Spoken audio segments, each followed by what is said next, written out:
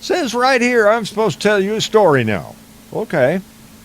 The Good Book tells us that during his Sermon on the Mount, Jesus emphasized the importance of prayer and persistence when dealing with God.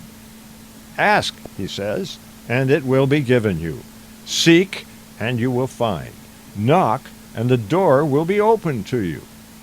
All Jesus was saying, in a very few words, was that when you're truly in need of help, all you have to do is ask. I don't know why so many people have such a hard time getting their minds wrapped around that concept. My own experiences tell me that those ancient words recorded in Matthew 7:7 are true. Years and years ago, I suffered severe pain that x-rays showed was from a bone spur in my left knee. Other than undergoing an operation involving a hammer and chisel, there was no way to get out from under the horrible pain that came with climbing 3 sets of stairs to get to work.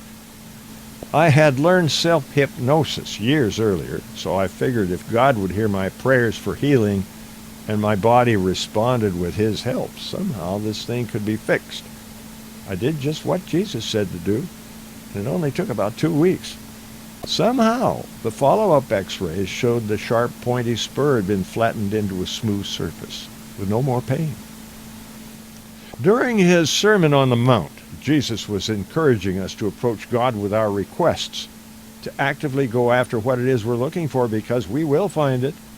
But we got to keep banging on that stinking door until the big guy opens it.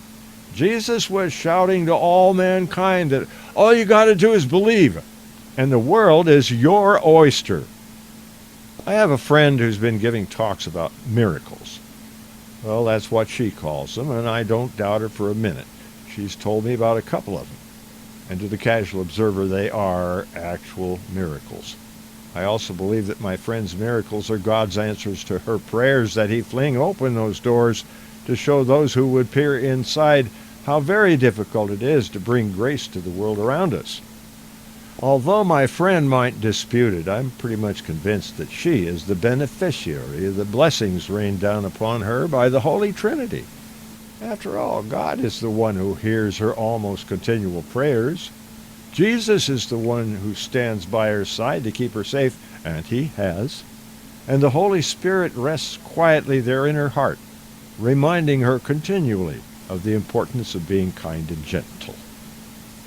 Folks, I'm still having a hard time doing this old preachy stuff, but I think it's because I firmly believe there are tons of people thirsting for knowledge about God, Jesus, the Holy Spirit, and how and why they exist to keep us safe. Of course, you never know. Maybe all we got to do is improvise, adapt, overcome. Simplify.